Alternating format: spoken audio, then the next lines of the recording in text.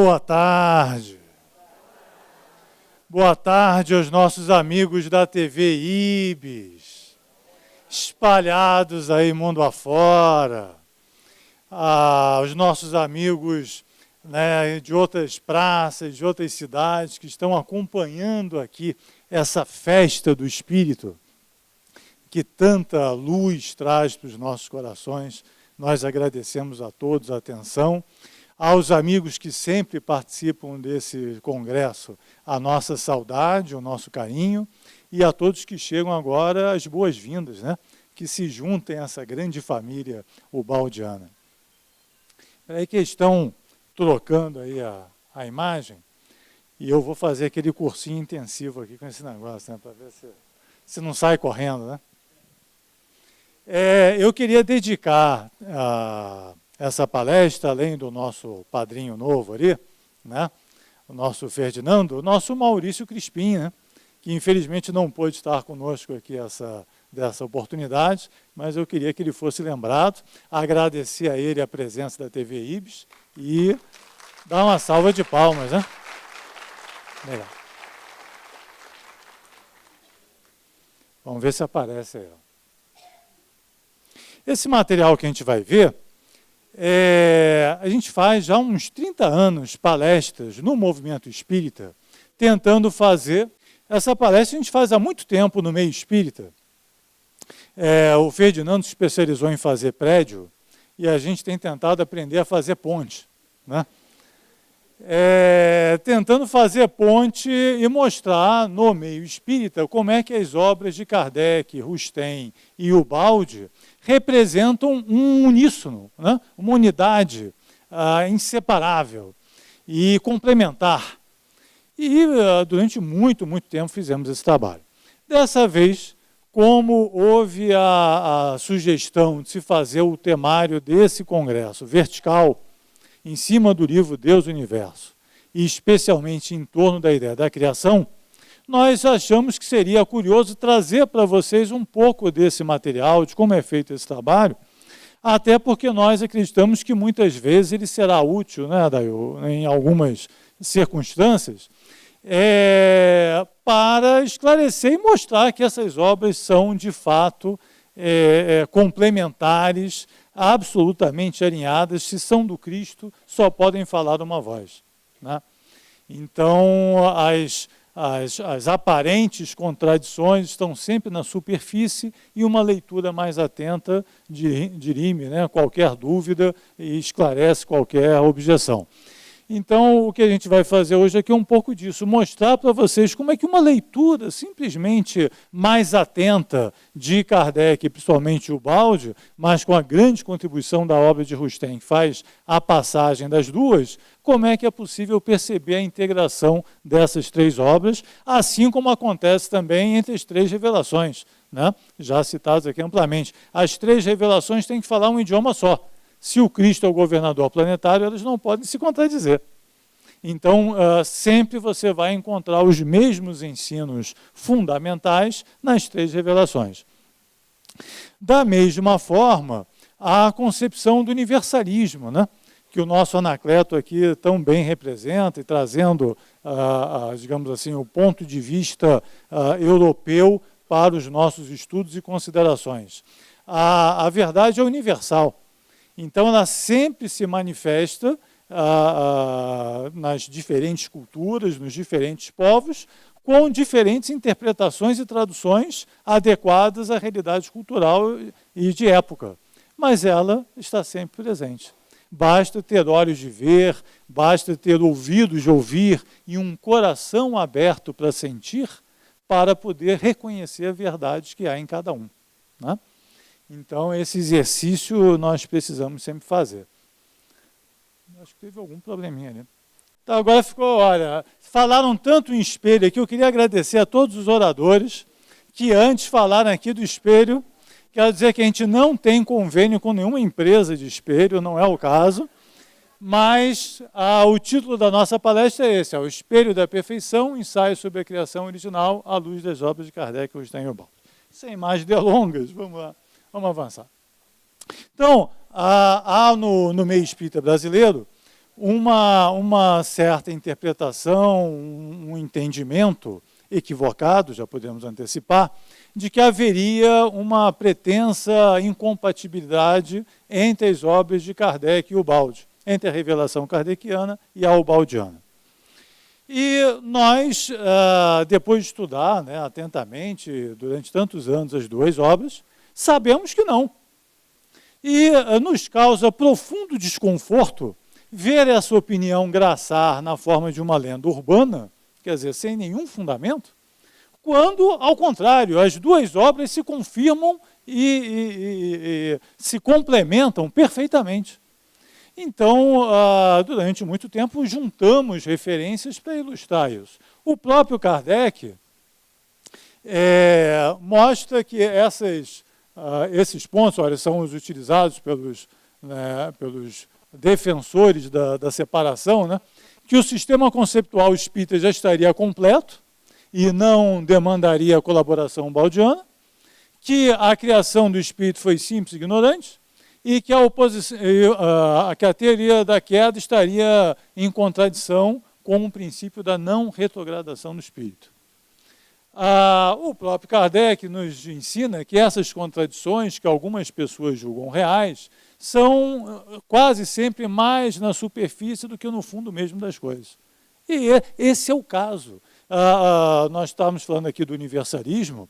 O universalismo pressupõe um amor no coração para você se abrir e entender o outro. É como se estivesse aprendendo um novo idioma, né? Se você não tiver carinho, não tiver interesse para conhecer o outro, não consegue. Então, todas as obras, inclusive aquelas que nos estão mais próximas, têm que ser lidas com o mesmo carinho, com a mesma abertura de coração. Então, vamos ver como é que isso se resolve. Para nós, essas três obras são pilares da construção ou da reconstrução do nosso psiquismo para o entendimento de verdades mais amplas. A fonte, o ápice é Cristo, e elas não podem se contradizer, ao contrário, toda vez que houver a sensação de desconforto, é fruto do nosso entendimento equivocado. Então, olha só que coisa curiosa, entrando já no primeiro item, né, do sistema conceptual completo. Kardec, no preâmbulo do Evangelho segundo do que é Espiritismo, ele diz que o Espiritismo é uma ciência que trata da natureza, origem e destino dos espíritos, bem como de suas relações com o mundo corpóreo. Então, faz parte do escopo da definição da natureza do Espiritismo tratar da origem dos espíritos. E não poderia ser de outra forma, porque se o Espiritismo não nos explicar de onde nós provimos, e não no sentido mais presente, atual, no sentido da encarnação anterior, mas da nossa verdadeira origem, ele não cumprirá a sua função. Nós estamos há pelo menos 10 mil anos de civilização tentando entender de onde nós viemos. O homem não consegue ser feliz sem saber de onde vem e para onde vai.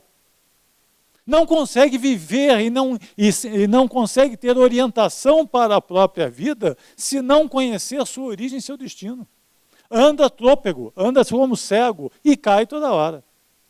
É o nosso modelo de vida. Nós dependemos essencialmente dessa orientação. E o Espiritismo nos apresenta e nos promete, digamos assim, esse esclarecimento. No entanto, paradoxalmente, Kardec e os próprios espíritos, não foi um comportamento apenas dele, codificador do Espiritismo, mas também dos espíritos que o orientaram, sempre se mostrou cuidadoso e sempre evitou com prudente cuidado essa questão das origens, postergando esse conhecimento para o futuro. Como aqui dizer, olha, é cedo, nós estamos ainda tratando do fundamento, né, ou dos fundamentos dessa nova revelação. Não é a hora, não é apropriado, nós não temos condições ainda de entrar nesse aprofundamento. E repetiu isso à exaustão. Eu não vou entrar aqui nas citações todas, mas são mais de 15 citações sobre esse assunto. O Livro dos Espíritos surge em 1857. Em 1865, portanto, 8 anos depois, Kardec desencarna em 1869, quer dizer, estava há 4 anos de desencarnar. Ele responde na Revista Espírita uma carta dizendo que o espiritismo estava muito lento, que ele não estava tratando das questões filosóficas mais fundamentais, mais essenciais, como, por exemplo, a questão das origens. E ele responde, alguns impacientes acham que a marcha do espiritismo muito lenta para o seu gosto. O meu pai era mineiro, né? Vai ver que o Kardec tinha alguma coisa de mineirinho, né? Devagarinho, devagarinho, se vai ao longe. E porque ainda não resolveu a questão da origem dos seres, do princípio e do fim de todas as coisas, olha só, porque ainda não resolveu a questão da origem dos seres, do princípio e no fim de todas as coisas, estamos lá em agosto de 1865, mês e ano de lançamento do Céu e Inferno.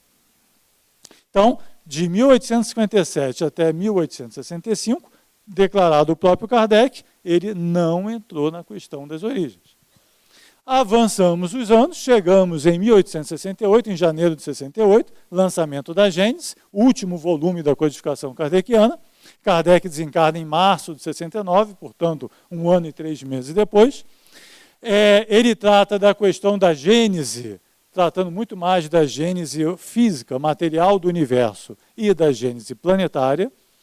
No capítulo 6, Uranografia Geral, que é baseado principalmente numa mensagem de Galileu, assinada por Camille Flammarion. E, ao longo dessa mensagem, que é longa, né, ocupa boa parte do livro, no item 19, né, o Espírito Comunicante diz: até aqui, porém, temos guardado silêncio sobre o mundo espiritual, acerca do modo da criação dos espíritos. Entretanto, não posso ministrar mais do que um ensino muito restrito. Então, veja que já estava lá em 1868, faltava 1 ano e 3 meses para a desencarnação de Kardec. Os próximos 2 slides que eu vou apresentar têm tudo, 100%, o que esse espírito e, portanto, a obra de Kardec traz sobre a origem dos espíritos. E ele não trata do assunto. Não há sofisma, não há argumento, não há nada que possa alterar essa realidade. Ele não teve a chance de se aprofundar no assunto e não quis entrar no assunto. Olha o que ele diz. Aos que desejem religiosamente conhecer e se mostrem humildes perante Deus, direi, rogando-lhes, todavia, que nenhum sistema prematuro baseie nas minhas palavras, o seguinte: o Espírito falando sobre a criação original. O Espírito não chega a receber a iluminação divina que lhe dá, simultaneamente com o livre-arbítrio e a consciência, a noção de seus altos destinos, sem haver passado pela série divinamente fatal dos seres inferiores, entre os quais se elabora lentamente a obra da sua individualização. Ele aqui está falando da evolução. Está falando do átomo arcanjo, né, que o Afonso acabou de mostrar aqui. Não está falando da origem do Espírito. E acrescenta e completa. De novo peço, não construais sobre as minhas palavras os vossos raciocínios tão tristemente célebres na história da metafísica. Eu preferiria 1000 vezes calar-me sobre tão elevadas questões, tão acima das nossas meditações ordinárias, a vos expor a desnaturar o sentido do meu ensino e a vos lançar, por culpa minha, nos inextricáveis dédalos do deísmo ou do fatalismo. E termina aí. E acabou. Esses 2 parágrafos constituem tudo o que existe na codificação kardeciana sobre a origem do espírito, o que significa nada. Não há, simplesmente não há nenhuma passagem na literatura da codificação kardeciana sobre a origem do espírito.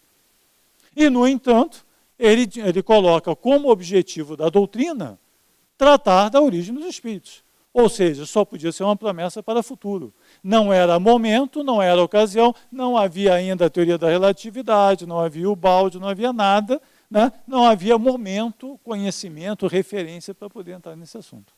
Então, quando se diz que o sistema espírita está completo e que prescinde da contribuição baldiana, é um equívoco, um claro equívoco, porque um sistema filosófico, para ser completo, ele necessariamente tem que tratar da cosmogonia e da ontogonia, ou seja, da origem do cosmos e da origem do ser. Se ele não tratar desses dois assuntos, ele não pode ser completo. Né? E a ontogonia só pode ser a origem do espírito, porque nós somos espíritos. Então, o argumento, né, a ideia de que a doutrina espírita já trata da origem e que já deu a resposta de onde viemos, não é verdade. E não há nenhuma palavra de Kardec que possa comprovar o contrário do que a gente está dizendo. Tá? Bom, ainda bem que o próprio Kardec, olha, teve esse cuidado. Diz ele, disse a filosofia de Platão, de Descartes, de Leibniz, nunca se poderá dizer a doutrina de Allan Kardec. E isto, felizmente, pois que valor pode ter um nome em assunto de tamanha gravidade. Ou seja, Kardec sempre defendeu a impessoalidade da doutrina. Não pode ser a doutrina de Kardec, tem que ser uma doutrina espírita, dos espíritos, e, portanto, necessariamente evolucionista. Ele não pôde chegar, como Moisés não chegou na Terra Prometida, ele não pôde chegar na origem dos espíritos naquela encarnação. Mas ele traçou a direção, como Moisés o fez, e apontou o caminho que devia ser seguido para que a doutrina espírita chegasse às respostas desejadas. A outra questão é a tal da simplicidade e ignorância, que foi amplamente aqui discutida, né? Todos os oradores anteriores, de alguma forma, né, citaram. A citação principal de Kardec sobre esse tema está aí no quadro, a questão 115 do Livro dos Espíritos, que revela que nós fomos criados simples e ignorantes. E eu posso dizer a vocês, se vocês procurarem na Codificação Espírita e na Revista Espírita, vocês vão encontrar mais de 20 citações diferentes, com outras palavras, né, mas com essa mesma ideia de que nós fomos criados simples e ignorantes.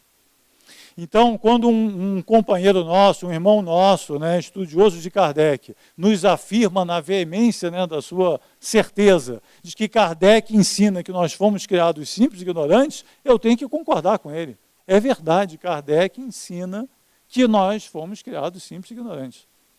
E uma vez lá na casa, um irmão nosso que faz estudo, né, ele disse assim, eu me sirvo dessa solução porque ela é mais simples. E realmente ela se popularizou muito pela simplicidade da ideia, né? De uma infância do espírito, simples, ignorante e tal. Essa ideia teve grande acolhimento devido à sua simplicidade. No entanto, também com Kardec, sem inferir nada do que ele ensina, eu posso dizer, não é bem assim. Vamos ver? Olha só o que Kardec diz, olha, em janeiro de 1866, na Revista Espírita. Sem se deter nos diversos sistemas relativos à natureza íntima e à origem da alma, o Espiritismo a considera na espécie humana. Vou repetir.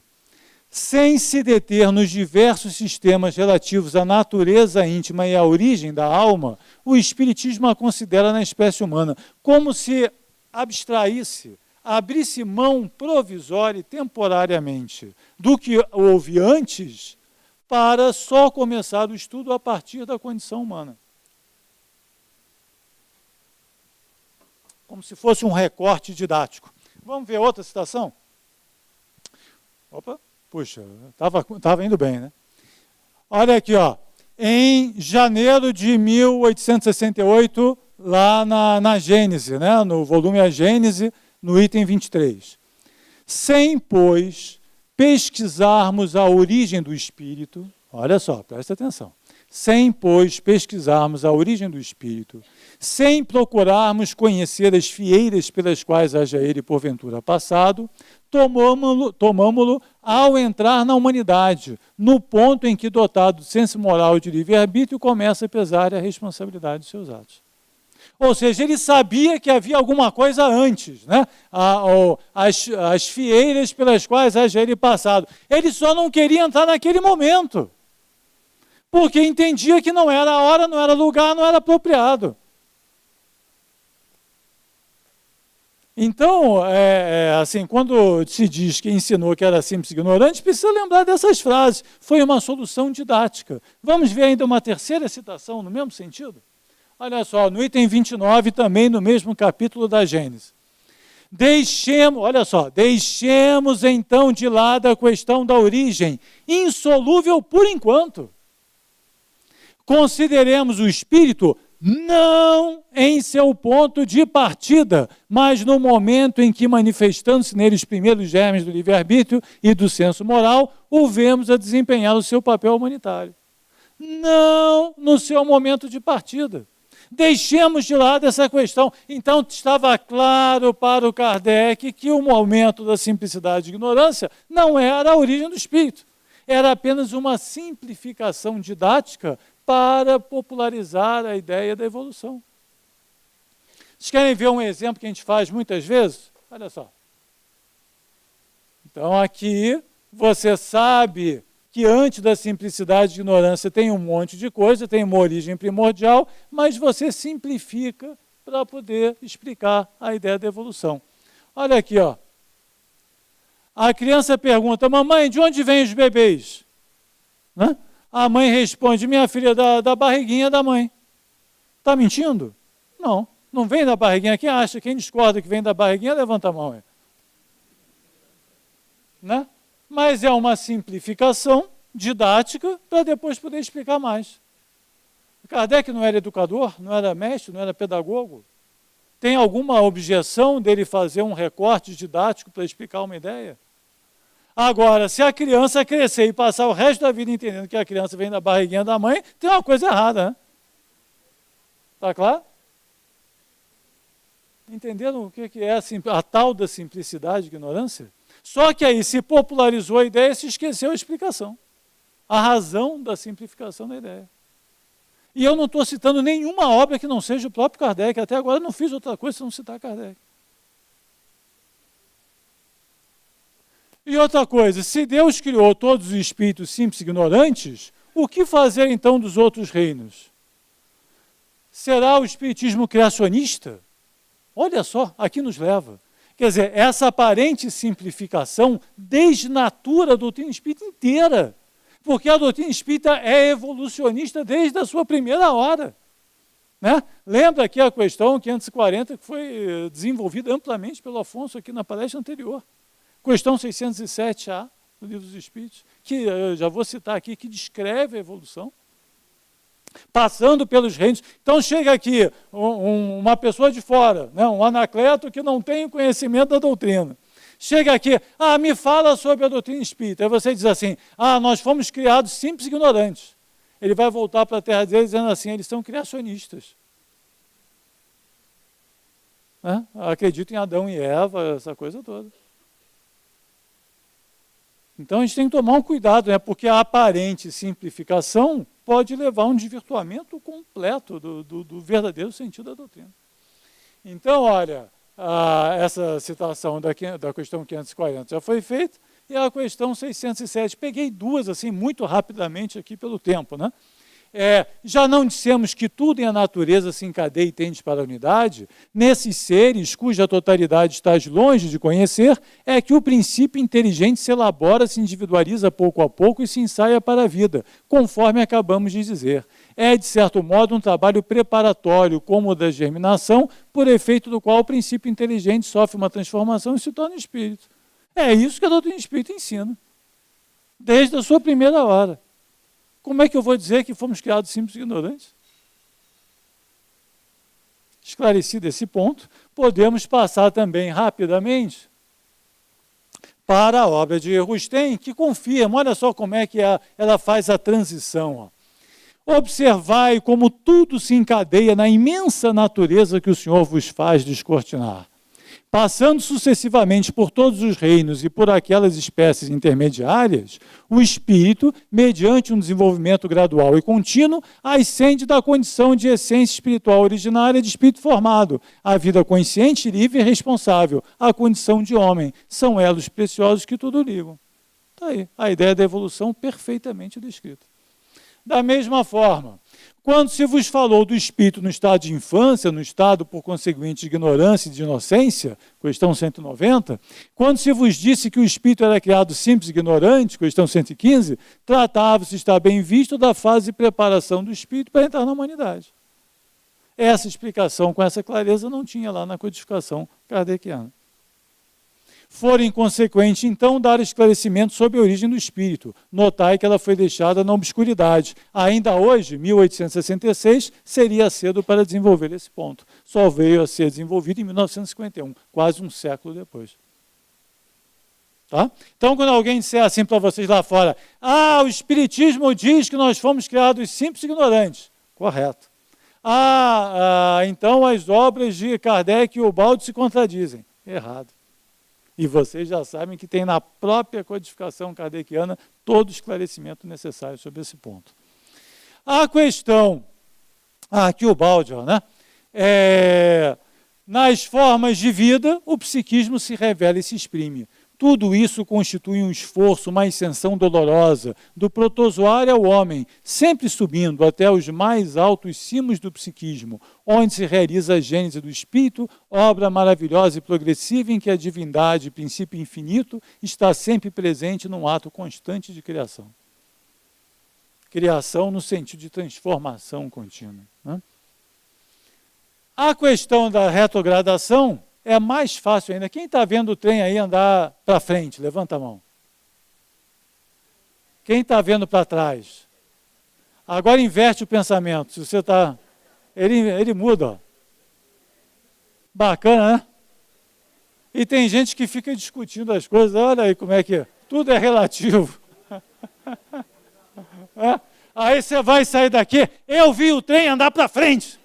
E o outro, eu vi o trem andar para trás, e vão sair brigando daqui, ó. Perceberam como é que as controvérsias são todas pontos de vista? Mas nesse ponto da retrogradação é fácil, ó. As três obras ensinam exatamente a mesma coisa, não tem nem para onde fugir. Está claro, não precisa nem gastar um minuto nisso. Então, tanto a obra de Kardec trata da queda planetária, a obra de Rustem trata da queda de Adão, a obra de Ubaldi trata da queda dos anjos, da queda original, e todas ensinam a mesma coisa, que o espírito e a evolução não retrograda. O nosso Maurício Crispim, já aqui citado, no último congresso Rustem, fez uma brilhante palestra sobre os ciclos evolutivos, mostrando como é que funciona essa questão da não retrogradação. Mas vamos lá.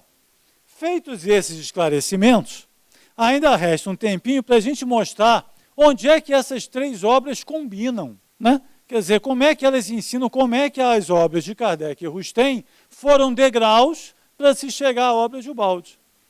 Então, separei 3 pontos muito rápidos aqui, só para uma provocação criativa para quando vocês chegarem em casa e lá folhear os livros, para poder, então, entender essas questões com mais calma.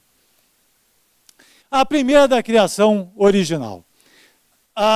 Nas questões 85 e 86 do Livro dos Espíritos. E no resumo da doutrina espírita, logo na introdução, Kardec e os Espíritos nos ensinam que a criação primeira foi toda espiritual. E que o mundo material, que é o mundo da matéria, que é o mundo da evolução, poderia nunca ter existido, ou mesmo deixar de existir, sem com isso comprometer o mundo primitivo, espiritual, original, que pré-existe e sobrevive a tudo. Antes que a matéria existisse, antes que o universo existisse, antes que a evolução existisse, havia um mundo totalmente espiritual. É isso que a doutrina espírita nos ensina. E um dia toda a evolução vai acabar, a matéria vai acabar, todo o universo vai desaparecer e esse mundo continuará a existir. Nós somos espíritos, nós somos cidadãos de uma sociedade totalmente espiritual. A nossa passagem pela matéria é precária e provisória. É isso que a doutrina espírita nos ensina.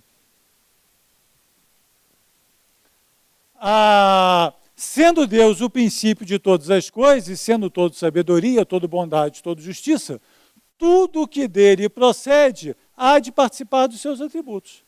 E aí vem a tal questão da imagem e semelhança, né? Aqui traduzida de outra forma. Se todo efeito inteligente tem causa inteligente, eu também posso dizer que toda causa inteligente tem efeito inteligente, ou não? Não é verdade? Se Kardec repete exaustão, pode contar lá na codificação, tem dezenas de vezes que ele cita que todo efeito inteligente tem causa inteligente.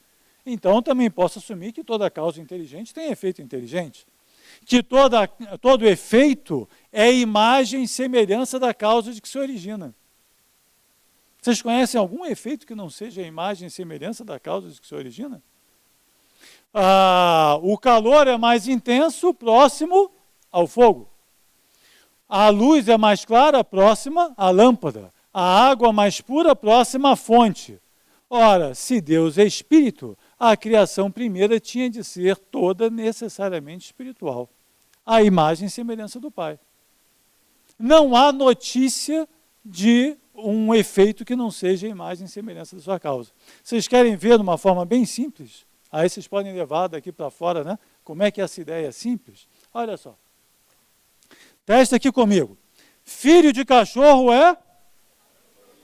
Mais alto, gente. O pessoal da TV Ibis tem que ouvir, né? Vamos lá, vamos ensaiar. Filho de cachorro é? Cachorrinho, né? Filho de leão é? Filho de urso é? Filho de pato é? Em algum desses casos, o efeito não foi a imagem e semelhança da causa? É difícil essa ideia? Poxa! Hã? Olha quem disse isso, ó. Olha aí, ó. Entendeu agora? Não fica simples e fácil essa ideia da imagem e semelhança? Como é que a doutrina espírita poderia contradizer uma coisa dessa? Cadê o bom senso? Está aí, ó. Simples, não é isso que Jesus nos ensina? Então, se todo efeito é imagem e semelhança da sua causa, a criação primeira só poderia ser o espelho da perfeição. Daí o título da nossa palestra. Cristo é o espelho da perfeição, não no sentido único, exclusivista. Toda a criação é o espelho da perfeição, porque a criação é o espelho, a imagem e semelhança da perfeição do Criador. Não está fácil isso? E até agora só citei Kardec, vocês perceberam isso? Não citei outra obra. Só alguns parênteses, né? Para o Stein e o Bob.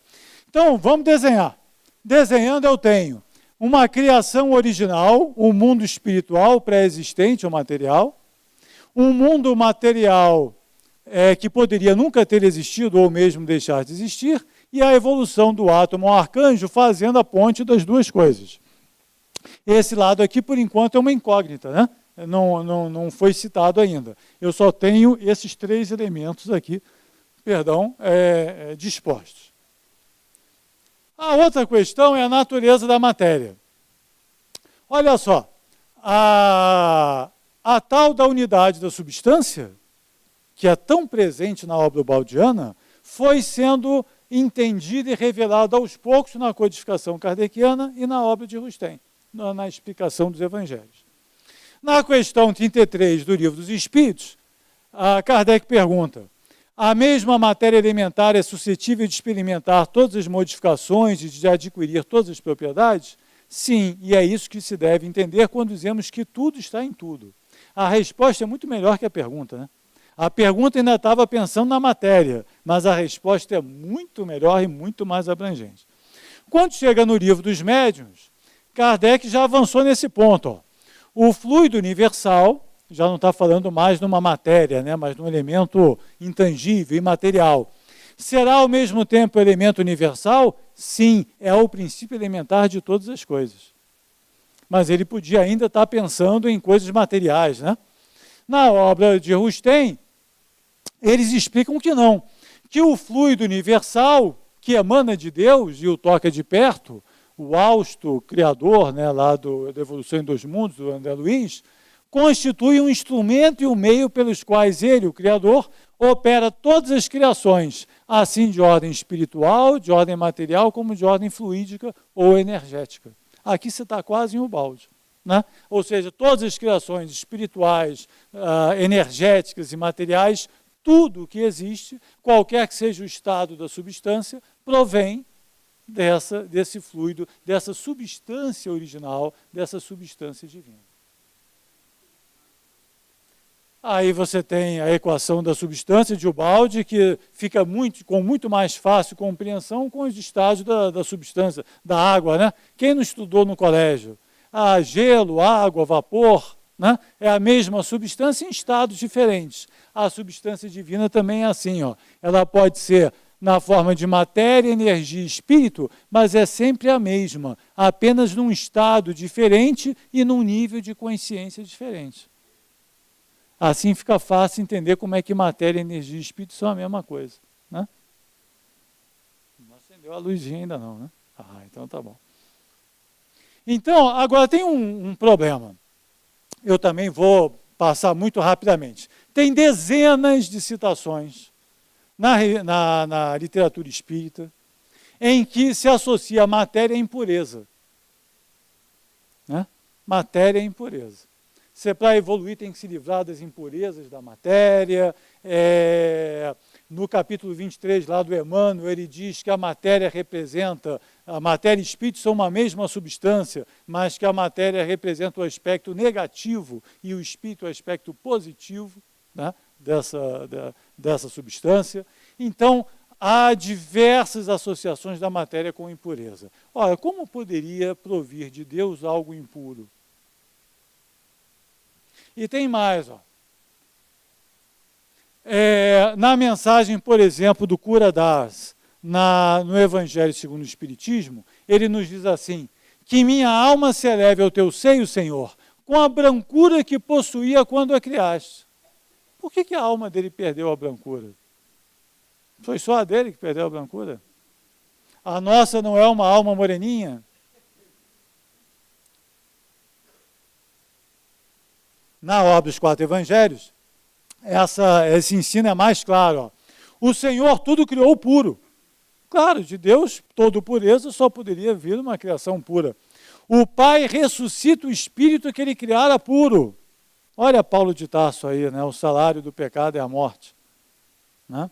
Então, a evolução é um processo de ressurreição. É um processo de despertamento. É um processo de purificação. Nós somos todos filhos pródigos, estamos todos nesse processo. Nós estamos despertando de uma apatia do espírito, uma espécie de uma amnésia. Você já percebeu que coisa estranha, que coisa louca, insana, você ter que ser apresentado a outra pessoa? É um irmão seu, filho de Deus, e você não o reconhece. Já pensou que coisa triste? Não parece coisa de maluquinho? Né? 2 maluquinhos conversando. Aí você apresenta um ou outro, eles erram a mão, não se reconhecem, daqui a pouco esquece, daqui a 1 minuto esquece que foi apresentado. Você está diante do seu irmão e não reconhece. Mas é seu irmão! Mas você está num estado de amnésia que você não consegue reconhecê-lo. O outro irmão está sofrendo, você não sente nada, seu coração está empedrado. E você acha que é normal. Se você tivesse com a sua consciência plena e reconhecesse a sua irmandade, quando ele sofresse, você sofreria também. É isso que faz um irmão. Só um coração empedrado pode não sentir a dor que o outro sente. Não é isso? Obrigado. Não? Mas é isso. Nós não podemos achar normal isso, essa indiferença louca, obtusa, que nós achamos normal que o outro sinta sua dor e a gente não sinta nada. Isso não pode ser normal. Então, olha, eu já posso acrescentar mais uma palavrinha aqui no nosso quadro. Ó. A criação original era o território da pureza e esse mundo material é o território da matéria e da impureza. E o terceiro e último aspecto é de que nós já fomos mais conscientes do que somos hoje. O que tem tudo a ver com o que eu acabei de mostrar e dizer. Olha aí o que ensina a questão 621 do Livro dos Espíritos. Onde está escrita a lei de Deus? Resposta: na consciência. Visto que o homem traz em sua consciência a lei de Deus, que necessidade havia de ser ela revelada? Ele a esquecera e desprezara. Quis então que Deus lhe fosse lembrado. Esqueceu porque desprezou. aquilo que você não usa acaba, né, pelo seu desuso, ficando para trás. Olha só o ensino ainda mais direto dessa mesma ideia. A ignorância é filha do orgulho. Isso é uma espada colocada no orgulho humano, né? Você é ignorante porque é orgulhoso. Tornou-se ignorante como fruto do orgulho. Nós nos tornamos ignorantes. O orgulho, Deus criou a liberdade, nós criamos o mal. Deus criou a liberdade, nós criamos o mal. Nós criamos o nosso orgulho e somos filhos dele. Somos filhos da perdição porque somos filhos do orgulho. E nos refestelamos nele. A Madre Teresa d'Ávila tinha uma frase que eu sempre repito, que eu achei maravilhosa. Ela diz que o orgulho é como se fosse um veneno que incha. Então, apenas se a venerável Teresa nos permitisse um acréscimo, nós diríamos que, além de inchar, ela também cria alucinações. Porque o sujeito se sente maior do que é e acredita nisso. Né? Ele é crédulo, o orgulhoso não é orgulhoso porque é mau, ele é crédulo. É que nem aquele espelho de circo, ele se vê cheinho, né, na frente do espelho, outra vez a ideia do espelho, e ele se acha bonitinho, inchado. E se acha melhor do que os outros. Ele é só louco. Ele só está inchado, delirando de febre, só que ele não se dá conta. E acha isso normal. E acha que realmente ele é melhor do que os outros. Então, essa frase podia ser colocada na frente, em todos os espelhos. Quando você chegar em casa, prepara um adesivo, bota na frente do espelho do banheiro. A ignorância é filha do orgulho. É o primeiro estágio para o despertamento da nossa psique. E tem mais. Deus criou os espíritos livres e responsáveis por seus atos.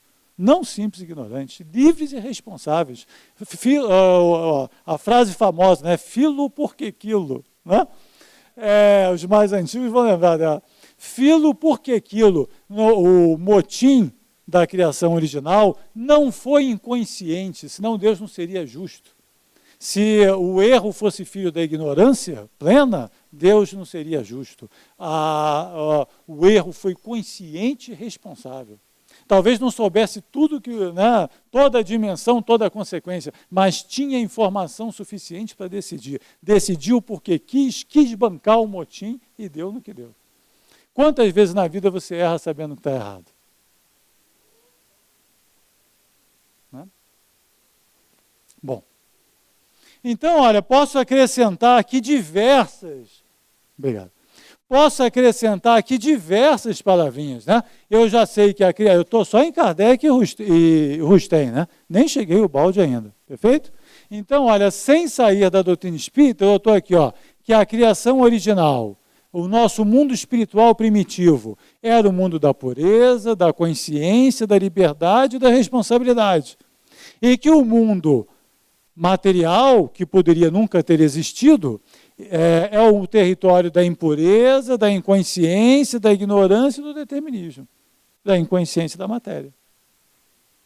A ignorância é filha do orgulho. Para quem reconhece a obra de Ubaldi, se você simplesmente acrescentar as palavras sistema e antissistema, casou certinho. Não precisa fazer mais nada. Né? Aqui no Brasil a gente diz assim, formou. Né? Formou. Então, o mundo original, a criação original, o mundo primitivo, seria o sistema, um sistema orgânico, com os filhos de Deus criados, perfeitos no sentido da sua inteireza, mas perfectíveis no sentido de ter que fazer a sua adesão ao sistema altruístico do Pai, um por todos e todos por um, num movimento centrífugo de doação contínua, né? E, de repente, uma parte desses espíritos decide fazer um movimento centrípeto, ou seja, autocentrado. O todo a serviço do eu e não o eu a serviço do todo. O egoísmo é consequência do orgulho. A primeira manifestação foi do orgulho. Eu sou o maior. Né? Eu quero ter um papel maior do que aquele que me foi atribuído. Eu quero ser o centro, eu quero ser o chefe. A nossa grande falha foi em torno do poder. Não é à toa que nós enfrentamos todos. Se assim, quer conhecer alguém, dá um pingo de poder para ele. É absoluta verdade. É absoluta verdade. Você quer conhecer o caráter de alguém, dá alguma tarefazinha, liderar o jogo de baralho. Você vai ver já como é que é um pouco dessa pessoa. Ela se transforma. É Dr. Jekyll e Mr. Hyde. Né? Ela se transforma. Ganhou poder, ela começa a revelar a sua origem. Então, nós nos tornamos o que nos tornamos, quem deu origem ao universo material fomos nós, através da queda. Esse pensamento autocentrado começou a perder consciência, começou a se dobrar em torno de si mesmo, chegou àquilo que nós chamamos de energia. A primeira forma de energia, segundo a grande síntese, é a gravitacional. A gravidade fez com que a energia dobrasse ao redor de si mesma, ganhasse velocidade e chegasse até a condição que nós chamamos de matéria. Houve o tal do Big Bang, né, a grande explosão, e começa o processo evolutivo. Né? Então, o arcanjo só nasce do átomo porque o átomo está adormecido no arcanjo. Não na forma de quem está no objeto, adormecido numa cama. É o próprio átomo, é o próprio arcanjo. É apenas a substância vibrando de forma diversa. Né? É daí essa inteireza da unidade da substância. Átomo e arcanjo são a mesma substância, apenas vibrando em padrões e em níveis de consciência distintos. Isso precisa ficar claro. Né? Alguma dúvida aí? Está clara essa confusão toda? Perceberam como é que as três obras se complementam à perfeição? Alguma dificuldade, alguma diferença entre elas? Perceberam como é que Kardec estava corretíssimo quando dizia que as contradições eram apenas superficiais? Mas quantas frases duras, né? Muitas vezes quanta incompreensão em torno de questões que podem ser facilmente... A gente está conversando aqui há 40 minutos. Bastou ver aqui 10, 15 citações. Tudo se esclarece, tudo se resolve. As três obras, né, de Kardec, o Sten e o Balde, toda essa revelação pós-século XIX, que é universal, que extrapola também esse território francês-italiano, franco-italiano. Né? A verdade não é um território franco-italiano, né? Se considerarmos o Balde e Kardec. Né? A verdade é universal, mas também nesse eixo franco-italiano e latino, digamos assim, elas se confirmam, se reforçam reciprocamente. E no tempo que nós estamos vivendo, gente, na dificuldade que nós estamos vivendo, chega de divisão, né? Como é que aqueles que proclamam o amor se tornam arautos da divisão, podem se tornar arautos da divisão? Chega de divisão. Se o nosso amor não for capaz de promover um encontro de ideias, que amor é esse? Como é que a gente pode dizer, não, eu sou universalista, eu tenho carteirinha do setor de universalista? Não pode, né? O universalista não tem carteirinha, não tem divisão. Você vai encontrar a verdade em todos os povos, em todas as... Basta ter olhos de ver e ouvidos de ouvir. Elas todas se confirmam. Você pode pegar qualquer obra, qualquer tradição cultural, se você fizer o mesmo escrutínio, você vai chegar no mesmo resultado. Então, dando nome aos bois, as obras, a grande síntese, é o desenvolvimento da questão 540 do Livro dos Espíritos. Se você colocar essa questão como epígrafe da grande síntese, está perfeito, não precisa mais nada. São 350 páginas desenvolvendo a ideia do átomo arcanjo. Toda a ideia da involução foi desenvolvida a partir dos volumes de Deus, o Universo e o Sistema. Não existe em toda a filosofia humana um compêndio, digamos assim, sobre essa questão igual a esses dois volumes. Pode procurar em qualquer território, qualquer coisa, não tem nada, nada, nada parecido em abrangência, em profundidade, em clareza, em didatismo. Nunca a nossa origem foi tão bem explicada, tão bem apresentada, tão clara quanto nesses 2 volumes. Um dia, talvez no terceiro milênio, em 3017, no Congresso Balde de 3017, com a presença do Ferdinando, né?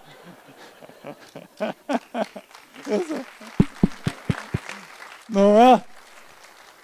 Em 2017 vão estar inaugurando uma estatuazinha para o volume Deus e Universo em cada praça do mundo, né?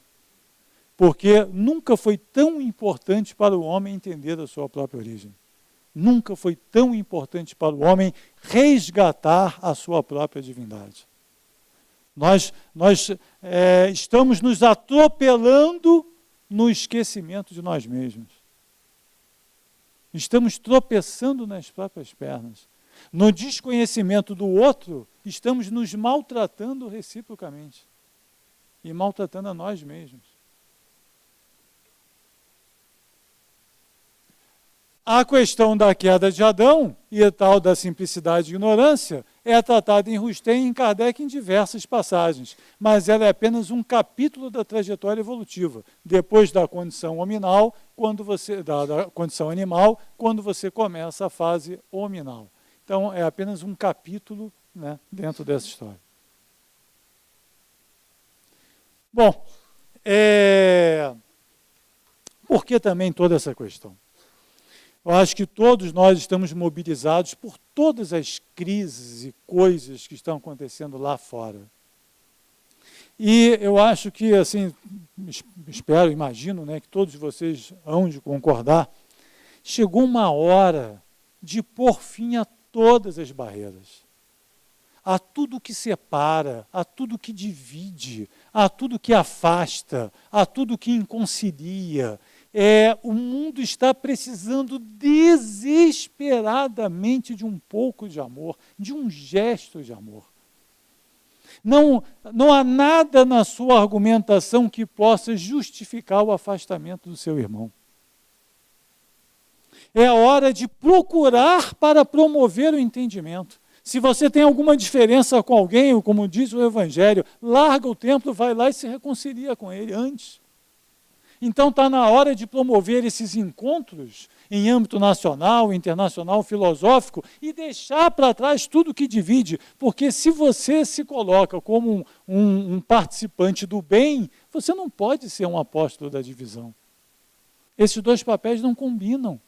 E não é isso que eles ensinam. Olha a frase do Kardec. O Espiritismo não tem nacionalidade, não faz parte de nenhum culto existente, nenhuma classe social o impõe.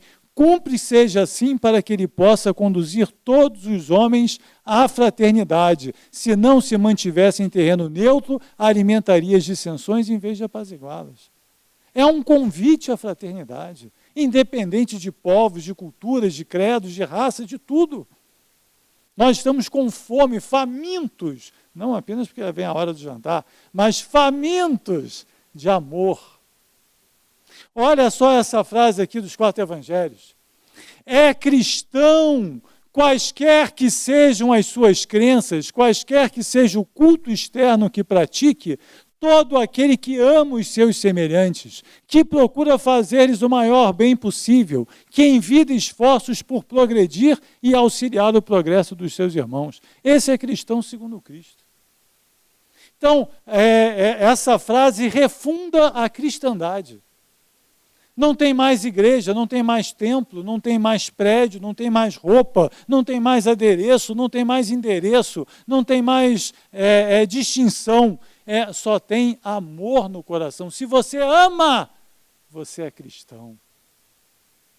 Independente do credo que tiver, da nacionalidade, da origem, do que for que seja externo. Se você não ama, qualquer que seja a sua roupa, qualquer que seja a sua crença, qualquer que seja qualquer coisa, você não é cristão. A cristandade não é uma condição externa, é um sentimento. É uma atitude, uma opção de vida. que você tem que desenvolver no seu coração e diz respeito só a você mesmo. Começa aqui um novo cristianismo, ou voltamos nós, finalmente, ao cristianismo do Cristo. Mas não é esse o ensino do nosso grande homenageado? O estandarte é Cristo, o programa é o Evangelho, os princípios são imparcialidade e universalidade. Que Jesus nos abençoe. Muito obrigado mais uma vez.